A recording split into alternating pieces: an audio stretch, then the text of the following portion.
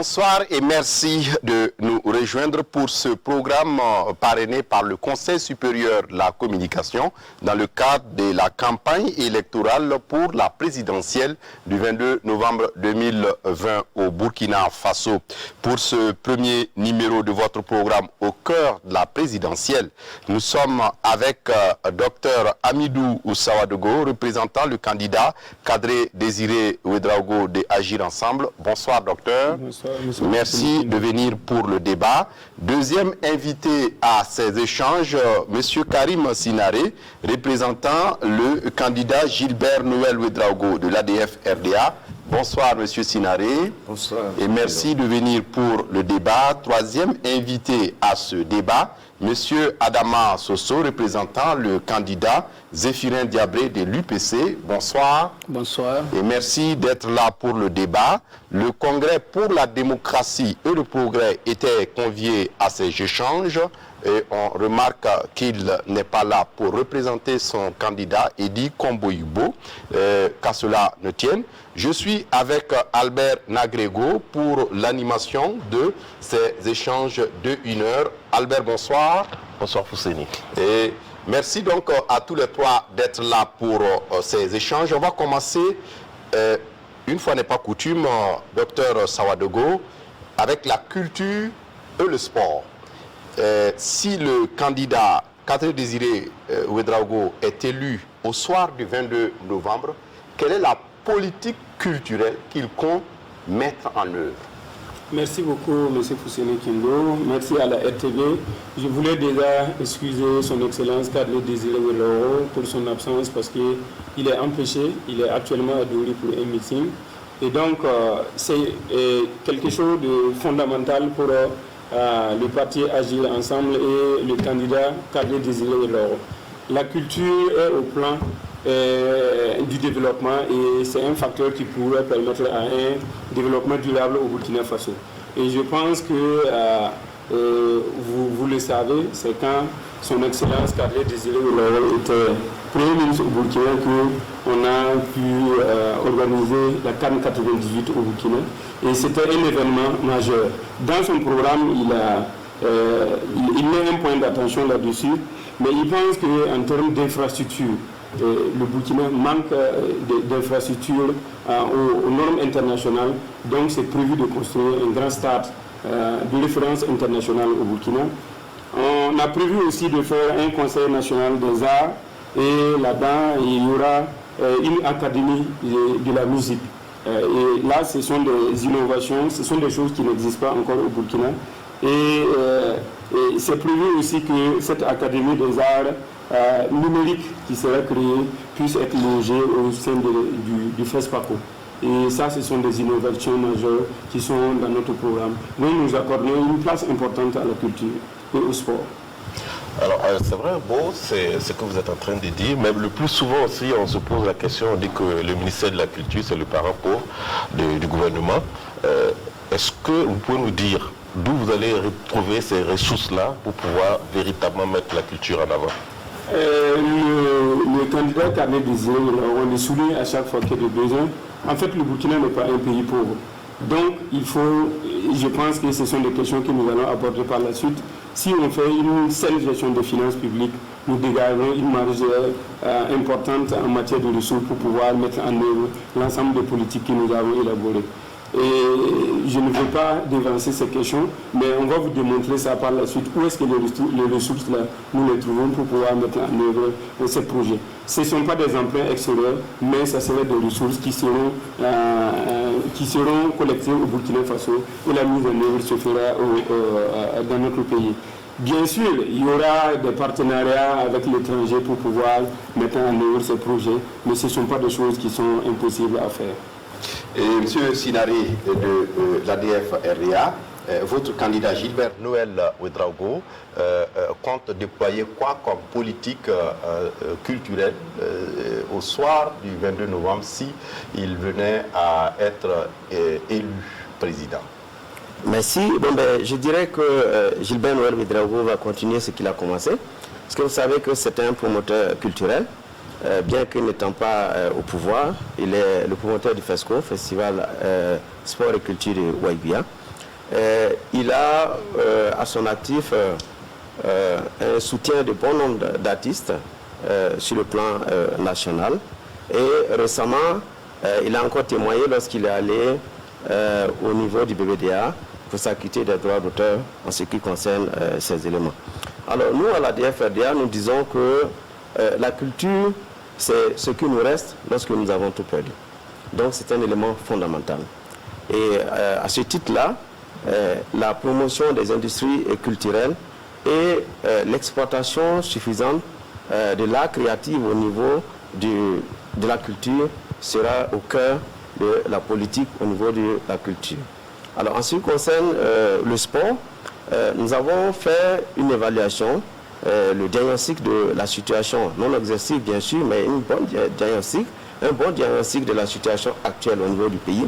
Nous nous sommes rendus compte que les infrastructures qui existent sont déjà vétustes et même dépassées. Il n'y a pas longtemps, on nous parlait de la remise aux normes du stade du 4 août. Si vous nous permettez, on va aller pas à pas, pour ne pas qu'après on se perde un peu entre sport et culture.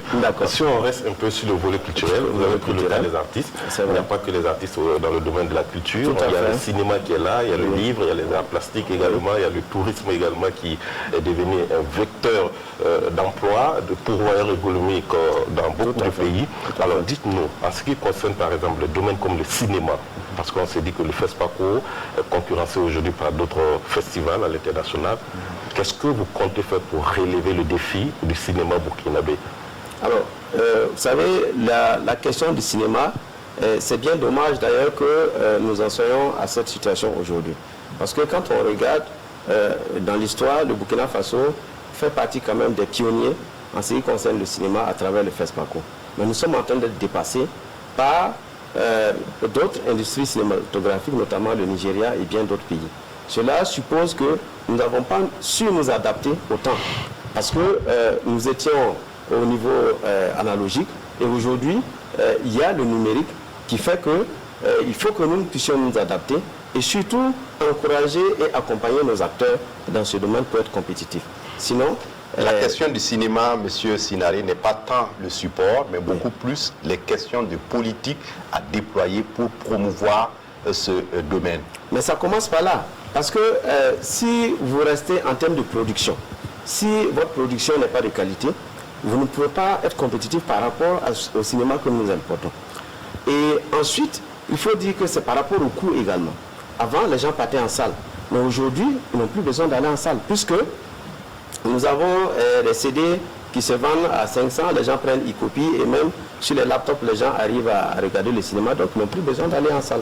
Donc c'est véritablement, comme vous l'avez dit, c'est une politique. Il faut un courage politique pour essayer de réguler cette façon de faire, surtout dans le domaine de la piraterie. Que ce soit dans la création musicale ou la création cinématographique, tant que nous n'avons pas réglé la question de la piraterie, nous ne pouvons pas permettre aux artistes de vivre de leur talent. Donc je pense que c'est assez important. On va revenir avec vous. Peut-être, M. Soso, à l'UPC, quelle est la priorité que vous donnez à la culture?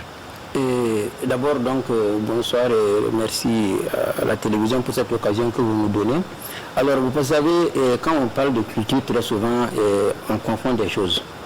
Pour nous, d'abord, donc, la culture commence d'abord donc par connaître ce qu'on est.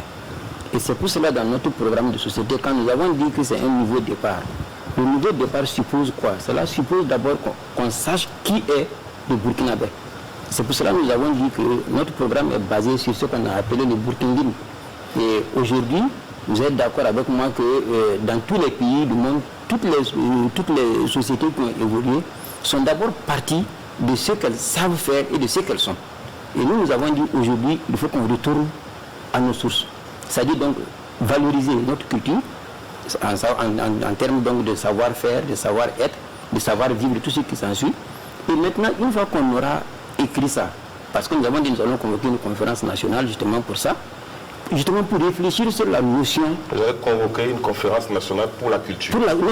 C'est d'abord le Burkindine. C'est ce que j'ai dit, c'est un élément fondamental de la culture, parce que c'est tout part de là.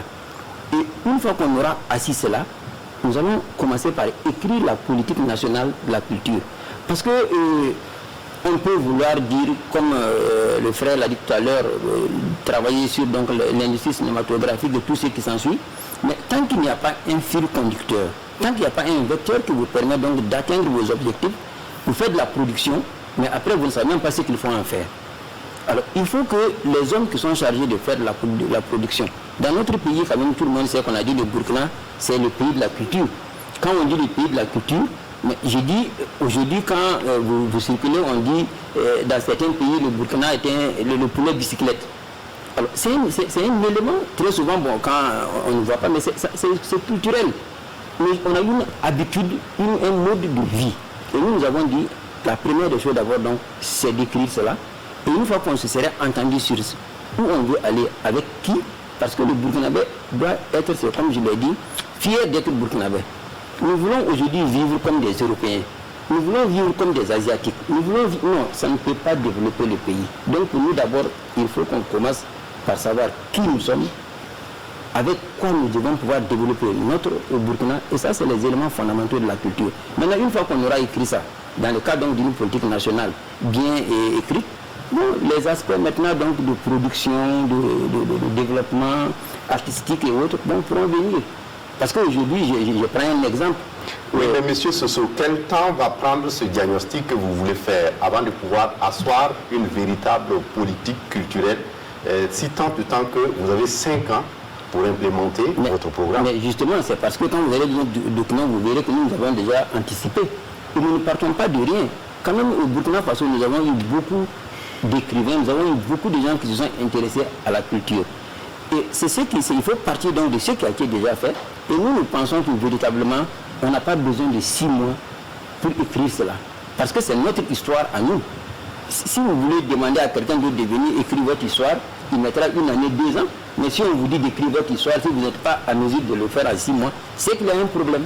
Donc on a compris que l'UPC attend d'abord d'avoir le pouvoir pour développer une véritable politique culturelle. Oui, Monsieur Sinaré, Monsieur Sinaré, vous étiez en train de développer un peu l'aspect sport. Est-ce que vous pouvez revenir là-dessus avant qu'on ne poursuive? Tout à fait, merci.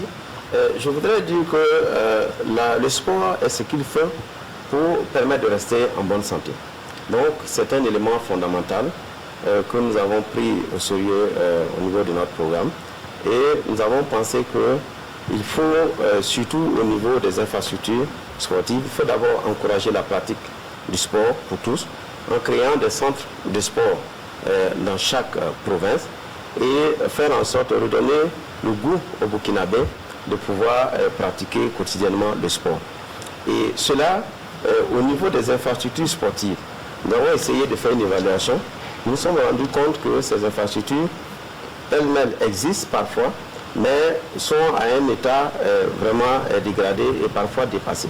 Je prenais l'exemple tout à l'heure du stade du 4 août, qui est quand même l'un de nos grands stades qui fait la fierté aujourd'hui du Burkina Faso, mais que ce stade aujourd'hui est même en train d'être dépassé. Donc, il faut dire qu'il faut envisager la rénovation de certaines infrastructures et même la mise aux normes d'autres. Et surtout, ériger quand même un stade à la hauteur de la taille de notre façon.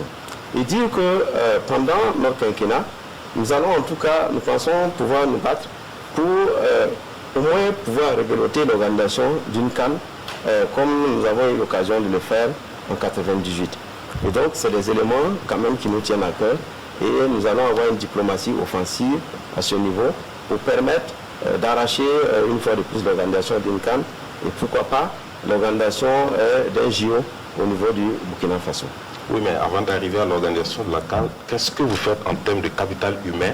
Parce qu'aujourd'hui, on se plaint parfois qu'on n'a pas des jeunes qui sont très compétitifs, on n'a pas un championnat qui a une bonne visibilité au niveau international, on n'a pas encore une politique de développement des clubs ou des centres de formation, il y a un manque de compétition à certains niveaux. Alors, qu'est-ce que vous mettez, qu'est-ce que vous proposez comme Je pense qu'à ce niveau, il y a un petit satisfait quand même, parce que on constate que de plus en plus, nous avons, parce que là c'est le problème de la formation à la base. Et c'est la formation et c'est donner une certaine valeur à notre championnat. Si on prend par exemple le cas du football, parce qu'il n'y a pas que ça, mais aujourd'hui quand on parle de sport, le plus emblématique, c'est le football. Quand on prend le cas du football, aujourd'hui, de plus en plus, avant, c'était juste Planète Champion qu'on a connu, qui était peut-être le club formateur, qui était juste un centre de formation. Mais aujourd'hui, on peut en citer plusieurs pour ne pas faire de la publicité. Il y a plusieurs centres de formation et qui sortent quand même des joueurs assez talentueux. Oui, et qu'est-ce que vous allez apporter de plus? Mais c'est de renforcer, c'est de continuer dans cette action en encourageant la naissance de ces centres de formation, mais de faire en sorte que les clubs de football au niveau du Burkina, parce que quand vous regardez la plupart des clubs de football qui existent, notre championnat est pauvre. Pourquoi? Parce que tout simplement, on n'attire pas. On n'attire pas, il n'y a pas de vedettes qui veulent venir jouer au Burkina Faso, tout simplement parce qu'il y a une question de motivation aussi qui va avec. Et la contribution actuelle de la Fédération de football à travers le ministère des Sports au club est insignifiante. Donc il faut pouvoir les accompagner à pouvoir se prendre en charge et de pouvoir aussi payer les footballeurs. Moi j'ai l'occasion de jouer au football, je côtoie certains footballeurs et au niveau local. Mais je me rends compte de la situation dans laquelle ces gens vivent. Et on ne peut pas être dans ces conditions-là et puis pouvoir produire du bon football. Ce n'est pas possible. Nous avions les vedettes à l'international, mais regardez ce qu'ils touchent comme prime de match, etc. C'est ça qui leur permet de pouvoir jouer. Mais il faut accompagner. Je sais que les clubs n'ont pas les moyens pour cela. Il faut pouvoir les accompagner pour qu'on en arrive là. Oui, et ainsi, on va attirer des vedettes qui vont venir aussi jouer au football au Burkina et ça va attirer des gens au stade. Et tout ça, ça permet de produire des richesses. Sur la question de la formation, on permet à Dr Amidou de pouvoir réagir au nom du candidat Kadri Désiré Ouedraogo dans le domaine du sport. D'accord. Nous, notre politique est suffisamment simple. Il faut encadrer l'ensemble des acteurs du sport. Et ça commence par les fédérations. Au niveau du football, il faut faire en sorte que cette fédération ait les moyens nécessaires pour encadrer non seulement les clubs, mais faire en sorte que les acteurs du football sachent que le football aujourd'hui est devenu une question de business. Est-ce que ce n'est pas une question politique et de moyens? Parce que d'aucuns vous diront aujourd'hui que les fédérations partout sont des fédérations très riches. Hein? Oui, nous parlons de l'encadrement des fédérations. C'est bien sûr une question politique. Et c'est une question d'encadrement. Si les acteurs sont bien formés là-bas, ils savent ce qu'ils doivent faire, ils savent qui ils doivent encadrer, ils savent quel moment il faut donner les ressources et comment il faut faire en sorte pour que cette gestion de ressources soit une gestion saine. Il va de soi que nous puissions créer des vedettes comme notre ami de l'UPC, de ADF et EDA le souhaite. Et ça ne peut arriver que lorsque les acteurs qui encadrent cette jeunesse-là puissent naturellement eux-mêmes d'abord avoir les compétences nécessaires pour pouvoir le faire. Et je voulais dire que chez nous aussi, nous encourageons le sport de masse. Et on pense que l'UCBF qui était vraiment bien ancré dans les habitudes des Burkinabés et à un certain moment on constate, aujourd'hui en tout cas on ne voit plus ces acteurs de l'UCBF. L'UCBF c'est dans le cadre de la frange scolarisée jeune. Oui, exactement. Il faut pas tout. Oui, mais c'est une fraction où il faut quand même aider à promouvoir le sport scolaire et le sport de masse. Si vous faites le sport de masse, même dans les services, je pense qu'actuellement il y a des services qui le font. Et si on continue cette promotion, il va de soi qu'on arrive à tirer des vedettes à ce niveau et ils vont pouvoir rayonner au plan international. Adama Soso de l'UPC. Merci. J'ai dit, il faut, à notre niveau, nous avons dit qu'il faut considérer le sport comme étant une industrie. Il faut aujourd'hui donc développer l'industrie sportive. En ce sens que ceux qui sont dans le sport aujourd'hui ne doivent pas le gérer comme on le faisait avant. C'est-à-dire donc comme un truc de loisir. Non, ce n'est plus le cas. Le sport aujourd'hui est devenu du business. Et il faut que la politique justement s'adapte à ça. Et voilà pourquoi nous avons dit que nous allons développer l'industrie sportive. D'abord en responsabilisant les premiers acteurs de la chose politique et sportive. Il ne sera pas question de s'asseoir à côté et de dire, par exemple, donner des... Non, l'État définit ce que nous avons dit clairement, les conditions d'exercice de l'activité sportive. Et nous demandons aux acteurs de travailler à ce que, justement, ils puissent en tirer profit. Nous disons, et c'est parce que si vous pensez qu'on peut aujourd'hui... Moi, j'ai la chance d'être entraîneur de football pendant près de 8 ans dans ma vie. J'ai fait les formations. C'est une parenthèse, on nous paye 1500 francs par jour. Mais aujourd'hui, vous n'allez pas donner 3000 ou 4000 francs, mais il ne va pas le faire. Donc il faut que celui qui mène l'activité se sente d'abord concerné. Et nous avons dit, et là je rejoins donc mon frère, les écoles de formation, il faut les mettre en pratique. l'État a le rôle de faciliter justement donc leur exercice, mais l'activité doit être menée par des professionnels et des gens qui sentent que véritablement c'est un business pour eux. Tant que ça ne sera pas le cas, tant que nous allons vouloir donc gérer le sport, non, ça ne marchera pas. Et donc pour nous c'est clair, il faut l'industrie sportive et nous avons dans notre programme toute une gamme d'actions par rapport à cela. D'accord, merci beaucoup. On va évoluer avec une autre thématique, cette fois-ci c'est la santé. Alors on revient à vous, Monsieur Sinaré. Faut-il continuer avec le système sanitaire du Burkina Faso actuel ou que faut-il faire? Qu'est-ce que l'ADF EDA pense? Question cruciale, réponse pertinente prévue par l'ADF EDA. Alors, c'est simple. Nous avons tous été témoins de ce qui s'est passé avec l'avènement de la Covid-19. Nous avons vu comment nous avons peiné à nous adapter à cette crise qui s'est imposée malheureusement à nous. C'est vrai, nous avons eu beaucoup de chance parce que nous n'avons pas vécu ce qui s'est passé et ce que certaines personnes avaient prévu pour l'Afrique. Mais il y a danger et il faut faire quelque chose. Ce que nous disons, il faut réformer totalement le système de santé. Et il faut surtout prévenir et prévoir. Parce que nous pensons que la médecine traditionnelle peut être une alternative à beaucoup de maux que nous vivons aujourd'hui. Donc il faut développer la question, il faut donner les moyens aux acteurs de pouvoir développer la médecine traditionnelle. Mais la médecine traditionnelle ne pourra pas régler le problème. On ne peut pas vivre en vase clos et ne pas regarder. Il faut aussi financer énormément la recherche. Parce qu'on a vu quand la Covid est arrivée, on est allé réactiver des centres de production de quinine qu'on avait totalement laissé tomber parce qu'on a pensé que les quinines, la chloroquine pouvait soigner. Et on avait délaissé ce centre-là. Il a fallu qu'on ait ce problème pour aller encore réactiver ce centre. Donc il faut être vigilant et continuer de financer beaucoup la recherche par rapport à la question de la santé. C'était un problème très important. Après cela, il y a la question de la gouvernance même au niveau de la santé. Parce que nous avons des hôpitaux qui sont déjà là, dont les infrastructures sont assez véritablement délabrées. Moi-même, j'ai vécu une expérience il n'y a pas longtemps avec un proche qui était malade, mais je ne vous dis pas véritablement ce qui s'est passé. Et c'est vraiment désolant. Donc, nous pensons que nous devons prendre à bras le corps ce problème et de faire en sorte de motiver d'abord les agents de santé. Faire en sorte qu'ils puissent être heureux de pouvoir travailler et de pouvoir sauver des vies. Parce que ça ne va pas servir à quelque chose, même si nous avons des infrastructures de pointe, et que ceux qui sont chargés de risquer leur vie pour sauver des vies ne se sentent pas à l'aise dans leur travail. Donc, nous allons commencer par là. Essayer de remettre les agents de santé au travail.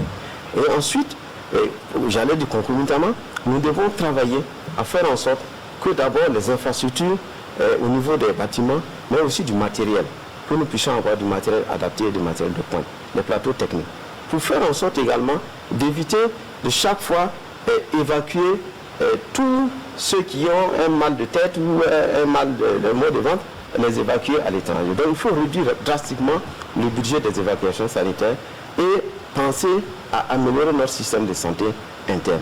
Cela est très important. Et je voudrais dire que nous avons prévu également, parce que quand vous allez aux urgences, vous vous rendez compte qu'il y a véritablement problème. Donc la gratuité dont on a parlé, il faut aussi faire en sorte que les urgences pédiatriques et obstétricales puissent être prises en charge gratuitement. Après, quand le patient est stabilisé, on pourra passer à d'autres phases où on va lui demander de payer quelque chose. Parce que quand vous arrivez, on vous dépose et on vous demande de l'argent. Et pendant que le patient est en train de mourir, s'il n'a pas l'argent, il reste là-bas, on vient le récupérer, après on va à la mort. C'est quand même, ça fait pitié. Ensuite, nous disons, il y a la question de la CAMEL. Parce que c'est aussi le centre de gestion des médicaments. Et donc, il faut revoir le contrat plan entre l'État et la CAMEL pour faire en sorte que nous puissions disponibiliser à temps les médicaments pour pouvoir prendre en charge la question, en tout cas, de la santé des Burkinabés. Et bon, j'aurai l'occasion peut-être de revenir, mais il y a plein d'autres éléments. Parce que c'est un problème de temps aussi. Exactement, oui. Adama Soso, au niveau de l'UPC, le candidat Zéphirin Diabré, s'il est élu au soir du 22 novembre 2020 au Burkina comme président, au niveau de la santé, est-ce qu'il va continuer à faire comme ce que nous vivons aujourd'hui?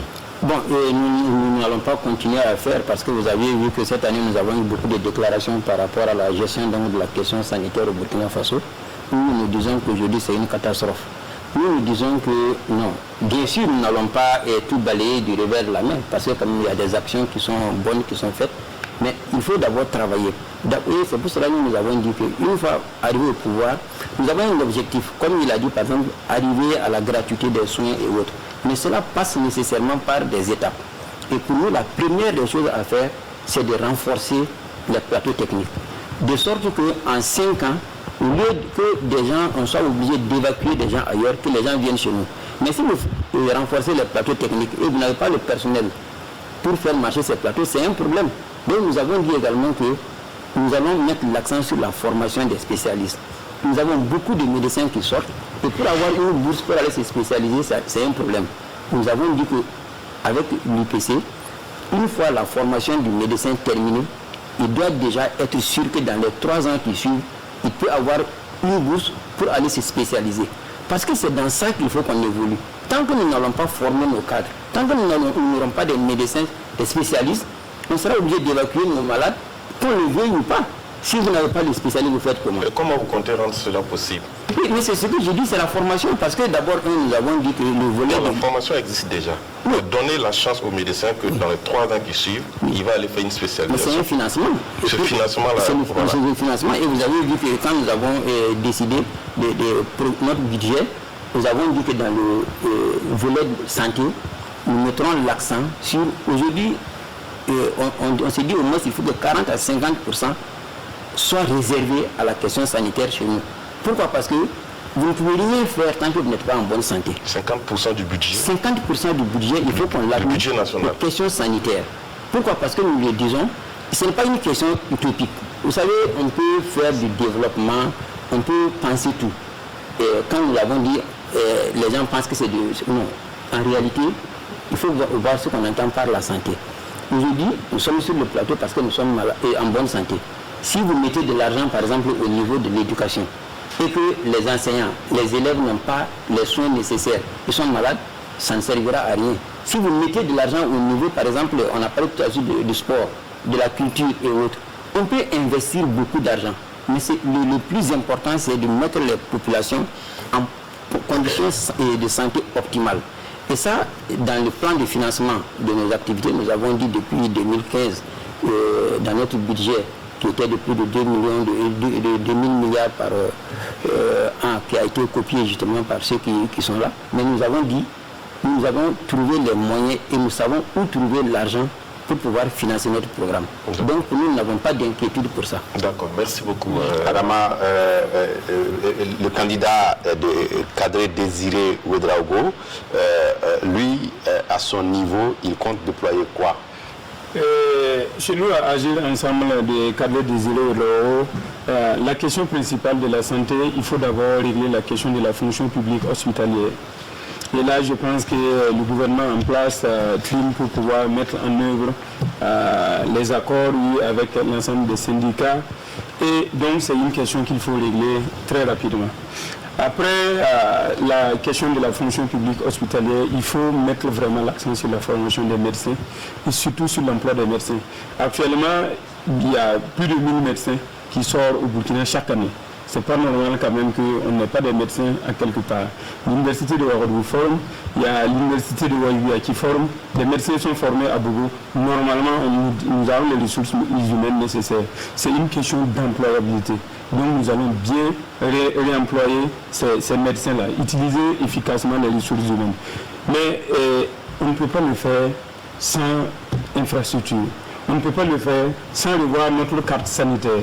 Et là, c'est prévu dans notre programme de revoir carrément notre carte sanitaire, mais aussi d'avoir des hôpitaux de référence.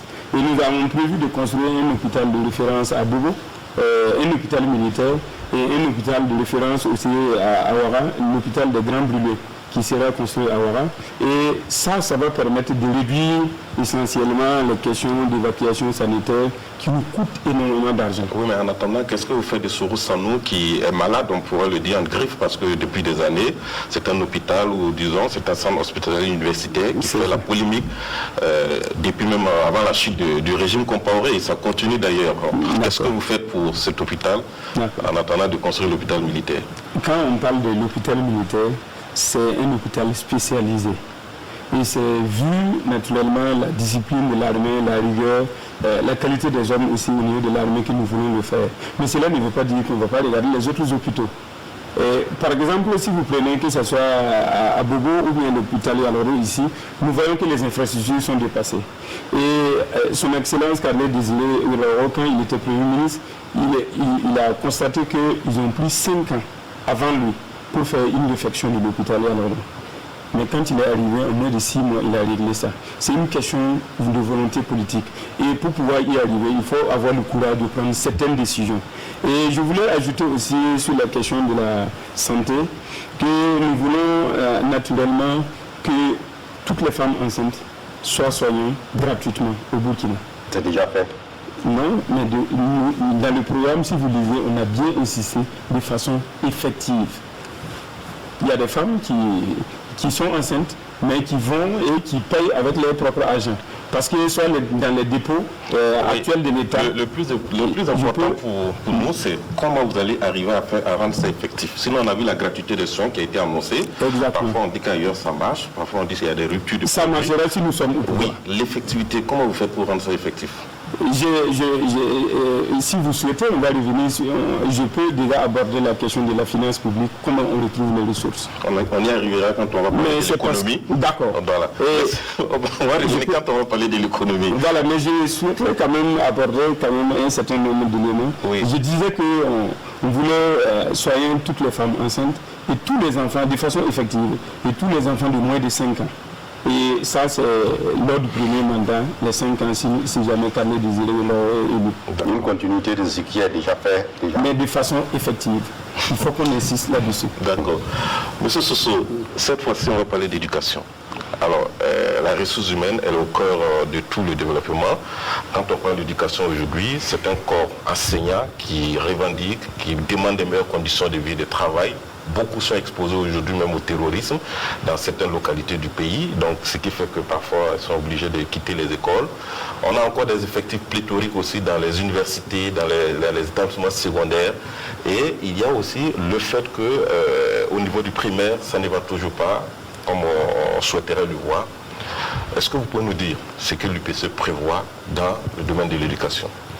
Dans le domaine de tous ces problèmes. Dans le domaine de l'éducation, nous avons dit, nous allons promouvoir la question de l'éducation pour tous.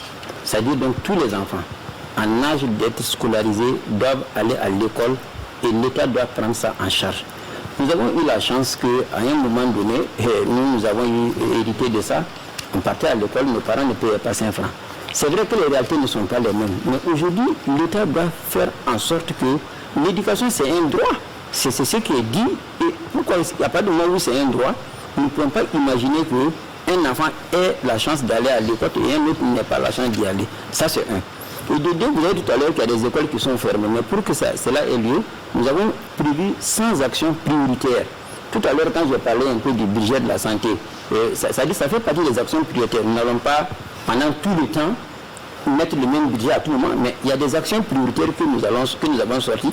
Et ça fait partie tous les villages. Nous avons dit tous les villages, toutes les écoles qui sont fermées, nous nous engageons à les faire rouvrir. Cela suppose justement la résolution de la question sécuritaire. Et ça fait partie des actions prioritaires. Vous ne pouvez pas dire que vous allez ouvrir les écoles tant que vous n'avez pas résolu cette question sécuritaire. Donc pour nous, nous disons que c'est des actions qui vont de pair. Si nous disons que nous ouvrons les écoles, ça veut dire que nous résolvons également la question sécuritaire. Maintenant, les conditions de vie des travailleurs. Bon, vous savez, ça c'est général. Nous ne pouvons pas, de manière démagogique, aujourd'hui dire que si nous prenons le pouvoir, demain il n'y aura pas de grève, tous les enseignants, non, c'est pas comme ça. Mais nous avons dit qu'il faut avoir un dialogue franc avec le corps enseignant. Il n'est plus question de faire des promesses démagogiques et non. Nous avons dit, nous allons nous asseoir autour d'une table avec donc le personnel enseignant ensemble, nous allons définir quelles sont les priorités du domaine et qu'est-ce qu'il faut, sur quoi il faut mettre l'accent. Et naturellement, je dis mettre les enseignants dans les bonnes conditions, ça fait partie. Vous ne pouvez pas demander à un enseignant qui n'a pas bien mangé ou qui traverse, comme on le voit très souvent, des situations difficiles d'aller donner une bonne éducation aux enfants, ce n'est pas possible. Et de trois, nous avons dit le niveau d'abord donc de recrutement des enseignants, il faut qu'on regarde. Aujourd'hui, nous avons des enseignants qui, on s'excuse, mais véritablement quand vous regardez certains cahiers, il y a problème. Ça veut dire que celui qui est chargé d'aller donner l'éducation à l'enfant doit pouvoir donc être lui-même dans toutes les conditions. Ça veut dire donc que les écoles de formation doivent être des écoles véritablement professionnelles. Et nous avons dit qu'il n'est plus question qu'on forme quelqu'un et aller dispenser donc un enseignement alors que lui-même il n'est pas... Non, et c'est pour cela que nous avons dit dans notre programme que la formation de l'enseignant et des encadreurs est une priorité. Et il faut que les encadreurs soient eux-mêmes bien formés. Et une fois qu'on aura réussi cela, nous pensons que le reste c'est une question maintenant donc d'étape. La construction des infrastructures. Nous sommes là-dessus. Depuis un certain temps, on voit qu'on construit des écoles, on dit qu'il n'y a pas d'école, les écoles sous paillotes et autres. Mais nous avons dit que c'est même honteux aujourd'hui, au Burkina Faso, qu'on soit encore en train de parler d'écoles sous paillotes. Qu'est-ce qui nous empêche? Véritablement, une école dans un village, je ne vois pas qu'est-ce qui peut empêcher un gouvernement de le faire. Et nous avons dit, voici des actions prioritaires. Nous n'allons pas atteindre 5 ans pour doter chaque village d'une école. Ça, c'est des actions prioritaires qu'on fait au bout de 2 ans et demi de mandat, qu'on ne parle plus de ces questions. Et maintenant, on voit les aspects et les autres aspects. Mais sinon, si on doit être dès le début en train de discuter de ça, ça va être un problème. Vous prenez l'enseignement supérieur. Aujourd'hui, vous partez dans les amphis, mais c'est quand même un problème. On ne peut pas concevoir qu'aujourd'hui, dans des pays à côté, et c'est pour ceux qui ont eu la chance de faire des universités ailleurs, avec le développement donc, des nouvelles technologies de l'information et des technologies aujourd'hui, notamment avec le développement de l'Internet, qu'est-ce qui nous coûte aujourd'hui de doter nos universités d'un vrai réseau informatique qui permet justement aux gens de travailler. Et c'est pour cela que nous avons dit que dès que nous prenons le pouvoir, nous mettons un fonds d'abord de la sauvegarde des retards académiques. Parce qu'aujourd'hui, on se dit que chaque année, on fait des propositions, mais jusqu'à quand on va arriver? On a dit qu'il faut créer un fonds spécial pour résorber d'abord donc le retard. Et une fois que ce retard est résorbé, et en même temps on continue, on arrivera, si longtemps qu'on continuera à faire des entrées qui se chevauchent. Vous envoyez votre enfant à l'université, mais c'est même plus s'il est en première, deuxième ou troisième année, ce n'est pas normal. Et on ne peut pas résoudre ça tant qu'on n'a pas pris une mesure formelle. Et c'est là l'intérêt de notre fonds qu'on a voulu créer. Oui. Pour M. Karim Sinaré, représentant de Gilbert Noël Ouedraogo, qu'est-ce que vous, au niveau de l'éducation, vous comptez implémenter comme programme pour guérir l'éducation nationale? Gilbert Noël Ouedraogo, au pouvoir, c'est donner à l'école son rôle et à l'enseignant sa place. C'est ça qui résume notre politique au niveau de l'éducation. Ça veut tout dire. Il faut savoir pour servir, mais il faut servir pour s'émanciper. Parce que quand vous... Et cela, ça nous permet de classer les éléments en 3 blocs. Au niveau de la ressource humaine, au niveau de la gouvernance et au niveau des infrastructures. Au niveau de la ressource humaine, nous devons avoir cela, comme je dis, savoir pour servir, servir pour s'émanciper. Ça veut dire qu'il faut avoir ceux-là qui veulent aller donner le savoir, que eux-mêmes, ils puissent être fiers de le faire et ils puissent être dans les conditions pour le faire. Et dans ce cas, quand ils enseignent, ils encadrent les enfants, c'est vraiment avec joie qu'ils transmettent le savoir. Mais quand ils se sentent contraints de transmettre le savoir, parce que tout simplement, s'il ne part pas, à la fin du mois, son salaire va être coupé, et que c'est pour cela qu'il part donner l'enseignement, vous pouvez l'obliger à aller en classe, mais vous ne pouvez pas l'obliger à vider ce qui est dans sa cervelle pour transmettre à votre enfant. Donc il faut éviter de vouloir tout obtenir par la force. Donc nous pensons qu'au niveau des ressources humaines, il faut, comme quelqu'un l'a dit, que le niveau des enseignants soit au top pour qu'ils puissent transmettre un savoir réel à nos enfants. Mais c'est vrai, ils peuvent avoir ce niveau, mais il faut qu'ils soient motivés. De façon globale, je résume.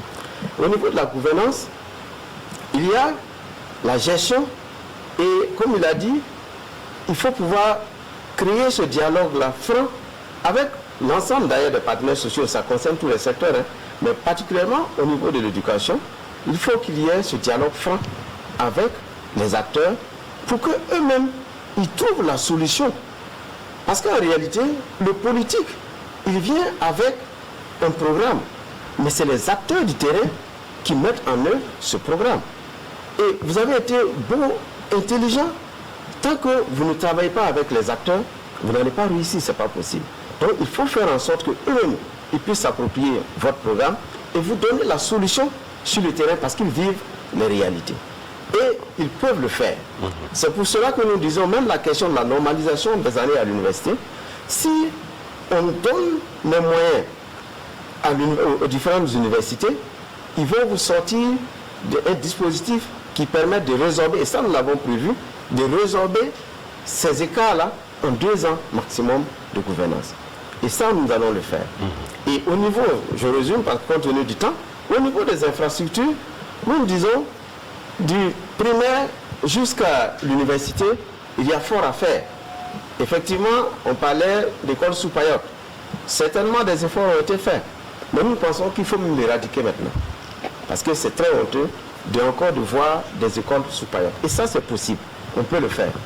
Et une fois que cela est fait, il faut maintenant regarder et faire en sorte d'associer aussi le privé. Ils le font déjà.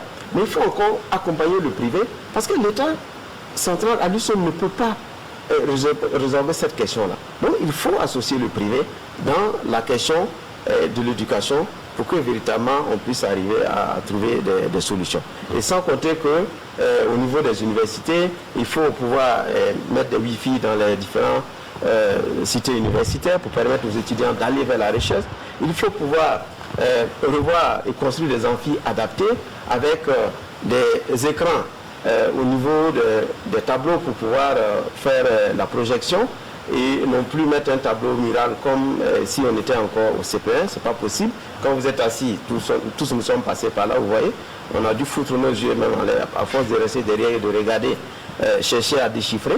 Et donc, tout ça, c'est des questions que nous devons pouvoir régler. Donc, la modernisation des infrastructures, les franchises universitaires, avec les œuvres universitaires également, il faut revoir, il faut accompagner les gens pour qu'ils bossent dans de meilleures conditions et être fiers de sortir et de servir leur pays. D'accord.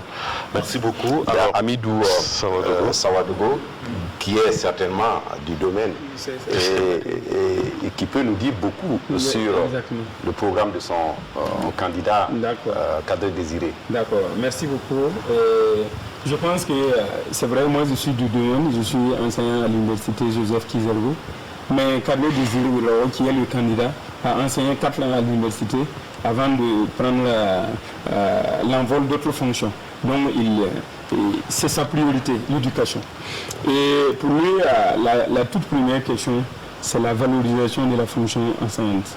Et ça, c'est quelque chose que le régime en place tente de faire, mais avec toutes les difficultés possibles. Je pense que lui, il pourrait le faire et il le fera bien.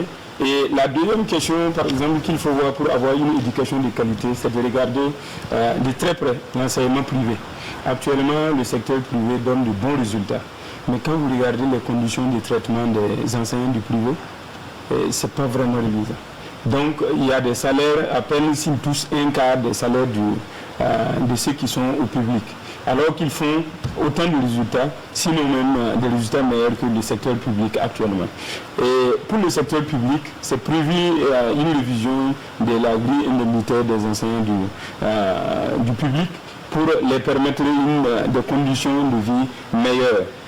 Mais je voulais revenir pour dire que c'est prévu dans le programme du candidat Kadri Désiré d'offrir à chaque village qui compte au moins 500 habitants, 500 ménages, une école primaire. Mais cette fois-ci, pas de paillotes. C'est une école primaire qui est bien construite. Et pour l'égalité des chances aussi, bon, vous le dites bien parce que nous sommes peut-être là. De 6 classes ou de 1 classe, 2 classes? De 3 classes. De 3 classes, oui, c'est ça. Vous le dites bien parce qu'il y a très souvent une certaine inégalité parce que certains enfants viennent de milieux défavorisés. Il y a des bourses qui sont prévues pour ces enfants et cette bourse sera versée en une seule fois, en début d'année, mais en temps, pour permettre à l'enfant d'aller à l'école comme les autres enfants qui sont mieux nantis. C'est prévu aussi des cantines scolaires effectives, parce qu'actuellement il y a des cantines scolaires, mais qui ne fonctionnent pas. Souvent, les dotations arrivent peut-être le mois de juin, juillet, et donc finalement on partage ces dotations-là aux élèves. Il faut faire en sorte que les dotations arrivent à temps. C'est prévu au niveau de cette éducation la création des grandes écoles. Les grandes écoles, ce sont des écoles d'ingénieurs, ce sont des écoles d'architectes, ce sont des écoles dans les domaines scientifiques. Et nous allons nous développer à travers cette science-là. Et c'est prévu, par exemple, si vous prenez Douri, où les gens sont spécialisés en élevage. Il y aura une école, par exemple, d'élevage qui sera fonctionnelle à Douri. Si vous prenez, par exemple, comme Dédougou, où c'est le grenier du Burkina, l'école d'agriculture pourrait être à Douri. Donc, on regarde la spécificité, à Dédougou. Donc, on regarde la spécificité des régions pour pouvoir implanter ces écoles. Et je voulais dire qu'il y a une académie ambulante aussi qui sera créée, parce qu'actuellement, vous le savez, il y a des questions de... On va revenir sur la question de sécurité, je suppose, mais vous avez des déplacés qui sont là, qui habitent dans des écoles. Donc c'est un problème véritable. Il faut faire en sorte qu'il y ait des académies ambulantes pour accompagner ces gens. Actuellement, ils sont là, mais quand ils vont repartir sur leur site, on fait comment? Il faut prévoir tout ça et c'est prévu chez nous. Au niveau de... Moi-même, je suis de l'université, comme je l'avais dit. Au niveau de l'université, c'est véritablement un problème. Et si on ne fait pas attention, on ne va pas dire la prochaine insurrection, on va passer par l'université. Mais en tout cas, c'est un problème réel qu'il faut corriger. Parce que le chevauchement des années universitaires, actuellement, on ne sait même pas quand est-ce qu'on commence une année universitaire, on ne sait pas quand est-ce que l'année universitaire se termine. Et là, il faut corriger ça. Mais il faut avoir des décisions courageuses. Parce que cette décision courageuse-là, les gens pensent que c'est une question de moyens financiers. Ce n'est pas forcément une question de moyens financiers, mais c'est une question d'intégration de l'ensemble des acteurs. Parce que si vous mettez les moyens sans des négociations, sans des partenariats, sans signer des accords et faire suivre ces accords-là, vous aurez encore... peut-être que vous allez sauver une année, mais 2 années, 3 années plus tard, vous tomberez encore dans ces retards universitaires-là. Et je pense que c'est des choses que nous avons déjà prévues dans notre programme pour pouvoir corriger. Il ne nous reste pas beaucoup pour terminer avec cette émission. Bon, désolé. Alors qu'il nous reste encore beaucoup de thématiques, économie, sécurité. D'accord. Monsieur Soso, vous voulez réagir? Oui, je voulais réagir un peu très très rapidement et sur la question donc, des retards académiques. Donc, je pense qu'il faut être objectif. Aujourd'hui, notre problème fondamental, il est professeur à l'université. Ils savent, chaque fois on a fait beaucoup de réunions là-dessus, mais la question aujourd'hui, c'est la question fondamentale économique de financement. Parce que sinon, les réflexions pour pouvoir rattraper les retards académiques ont été menées à plusieurs niveaux. Et il le sait très bien, il y a suffisamment de documents là-dessus. Moi, j'ai eu la chance de faire de la formation en ligne et autres. Mais le problème réel, c'est le financement des équipements. Et ça, tant qu'on ne va pas résoudre cette question de financement... Et vous avez déjà estimé le coût pour les universités du Burkina? Non, pas nous n'avons pas. On a dit nous allons créer un fonds spécial, mais nous allons l'estimer avec ceux qui sont les spécialistes. Parce qu'il vous reste encore des thématiques que vous défendez pour exposer votre programme. Si vous restez sur l'éducation, vous n'aurez pas le temps de réagir sur les contributions. Oui, monsieur, je n'ai pas encore réagi sur ces propos, mais je pense avoir droit de réponse. En fait, je n'ai pas dit qu'il ne faut pas des infrastructures. Il faut bel et bien des infrastructures. Ça, c'est normalement connu par tous. Mais je dis seulement, ce n'est pas une question seul des moyens. Si vous mettez seulement les moyens à la disposition, il faut la volonté des acteurs, l'ensemble des acteurs, et les étudiants, et les enseignants que nous sommes, mais aussi le personnel à tous, et même l'administration. Votre programme, il est disponible en ligne, il est là physiquement, peut-être que les téléspectateurs ou les lecteurs pourront consulter. Je vois également qu'il y a son document. À la DIEF aussi, je pense que tout le monde va consulter. On va poursuivre avec justement la sécurité. Pour parler de sécurité, on n'a plus assez de temps, on va vous demander peut-être juste 1 minute 30 ou 2 minutes pour qu'on puisse passer aussi à l'économie après, pour que vous puissiez dire un mot. Alors, qu'est-ce que vous proposez en termes de sécurité? Parce que depuis 2015, ou disons en 2016, le Burkina Faso est vraiment en train de subir également le terrorisme. Chacun, on spécule tous les temps. Est-ce qu'à l'ADF-EDA, il y a une potion magique? Non, pas de potion magique. Mais nous avons quelque chose d'extraordinaire. Le pas de Géno. C'est-à-dire le pas de Gilbert Noël Ouédraogo. Prévention, action. Parce que la question sécuritaire, il faut le traiter de façon holistique. Parce que si vous le résolvez de façon ponctuelle, vous pouvez peut-être résoudre la question aujourd'hui, mais demain, vous ne savez pas dans quoi vous tombez. Donc, il faut le faire. Et dans ce pas, dans la prévention, nous avons prévu effectivement de travailler à développer de façon harmonieuse les régions. Pour éviter qu'il y ait des régions où nous avons toutes les richesses du pays et une autre région où les gens végètent. Et je pense que c'est des niches du terrorisme et de toutes les autres formes de banditisme. Donc il faut travailler à cela.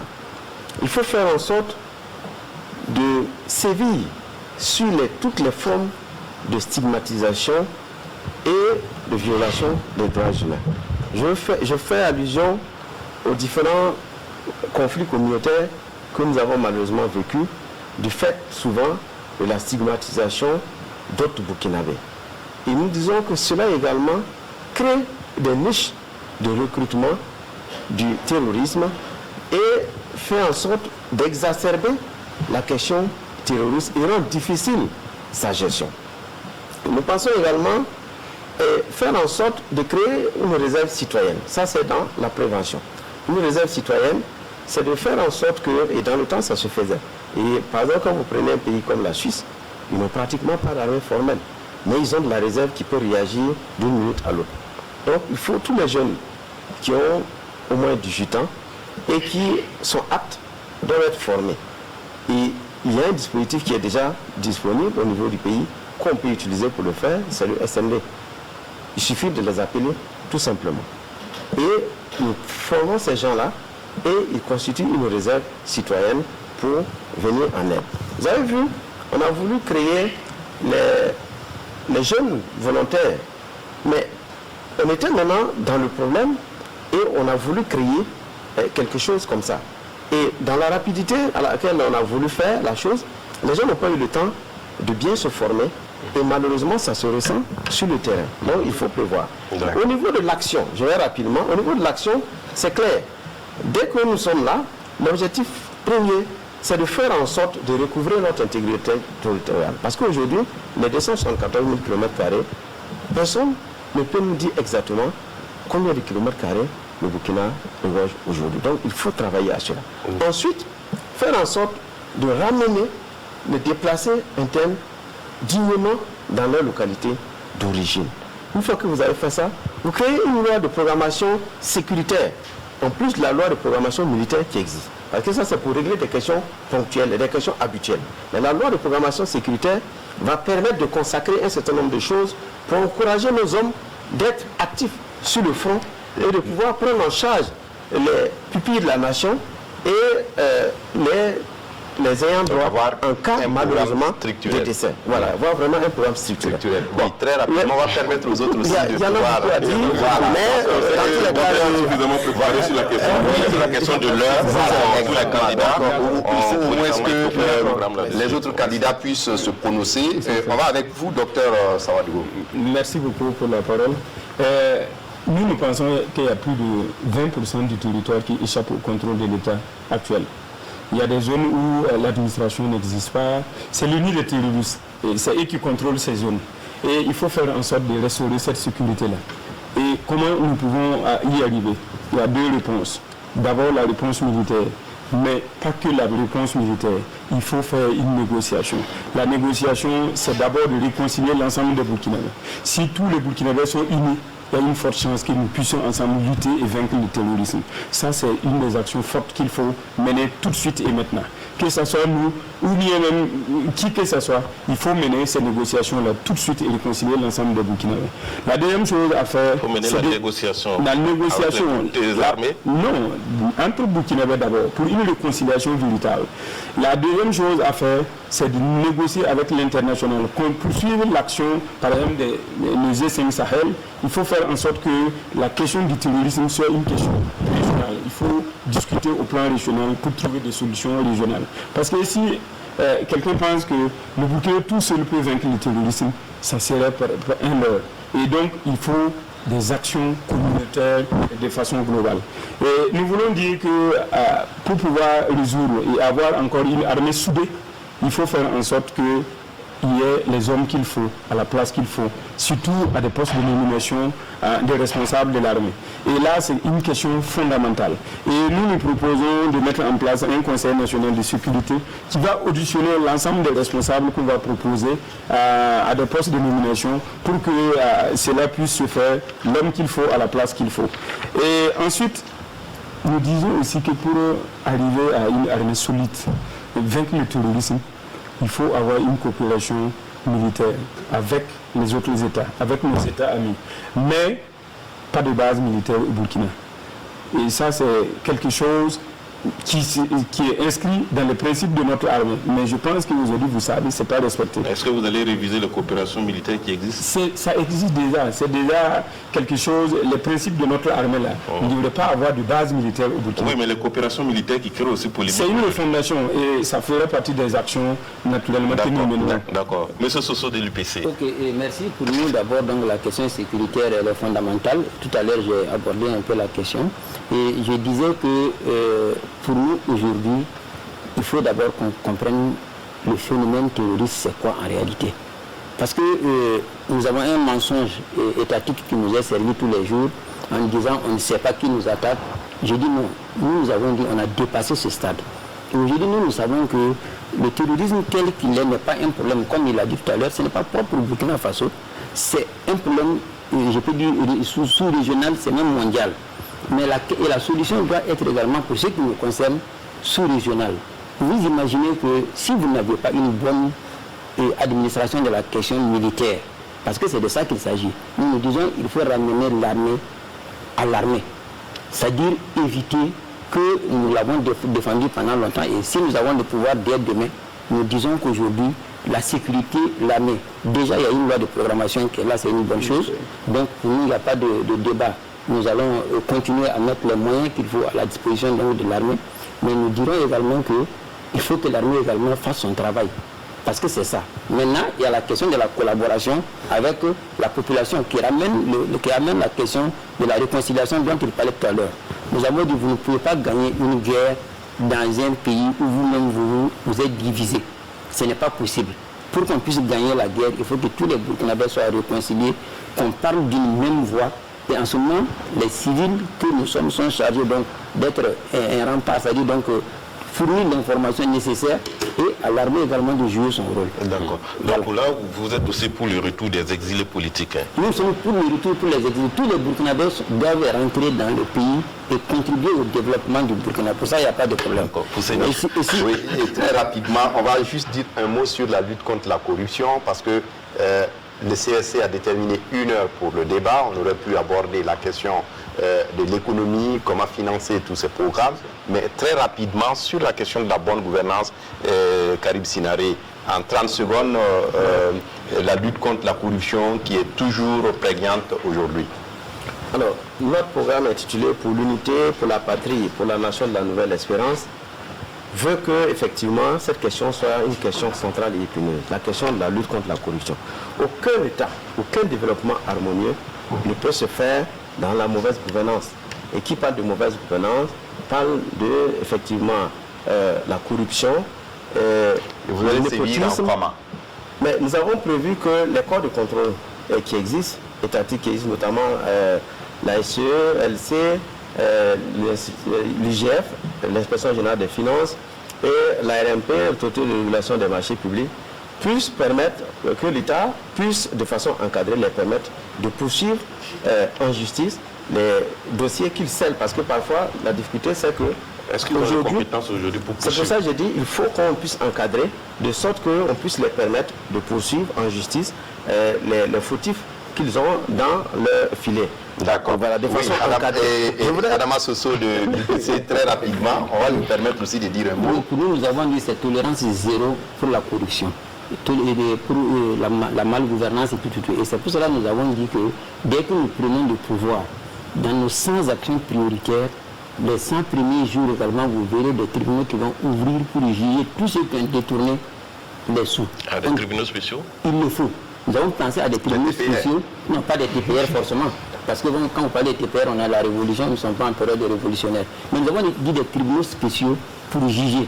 Parce qu'on ne peut pas concevoir que dans un pays, certains travaillent et d'autres sont là en train de voler allègrement les ressources et puis rien n'est fait. Donc pour nous, cette question, elle est vraiment sans pitié. Donc la répression de la corruption. De la corruption, sans état d'âme. Hamidou Sawadgou. Pour nous aussi, c'est une question fondamentale qu'il faut régler et tout de suite. Mais je pense que le problème actuel du Burkina, c'est le manque de sanctions. Les textes existent, il y a des encadrements qui existent, mais malheureusement, il n'y a pas de sanctions. Et c'est ce qui encourage la corruption. Il faut faire en sorte que celui qui est pris en flagrant délit, il réponde de ses actes et qu'il aille en prison. C'est la seule solution pour pouvoir résoudre la question de corruption, de gabegie, du népotisme et tout ce qui s'ensuit. Et pour pouvoir le faire, il y a des actions concrètes qui existent dans notre projet de société. C'est d'abord de faire en sorte pour qu'il y ait une justice véritable, pas une justice à deux vitesses. Parce que c'est de ça aussi qu'il s'agit. Vous allez aller à la répression comme l'UPC et la DFRDA ou qu'est-ce que vous faites concrètement? On fera de la répression. Mais je ne sais pas si ça sera comme l'UPC, parce que nous avons notre programme, l'UPC aussi a son programme. Merci à vous, docteur. Les 1 heure qui nous sont données sont largement épuisées. Merci à tous les trois d'être venus. Docteur Hamidou Sawadgou représentait le candidat Kadri Désiré Ouedraogo de Agir Ensemble. Karim Sinaré représentait Gilbert Noël Ouedraogo de l'ADF RDA et Adama Soso représentait le candidat Zéphirin Diabré de l'UPC. Albert, voilà, donc on s'arrête là pour le CDP. Voilà. Le CDP de Komboïbo a préféré jouer aux absents pour ce numéro. Et donc, merci à tous les trois d'être venus. Merci à vous également pour votre attention et à la prochaine.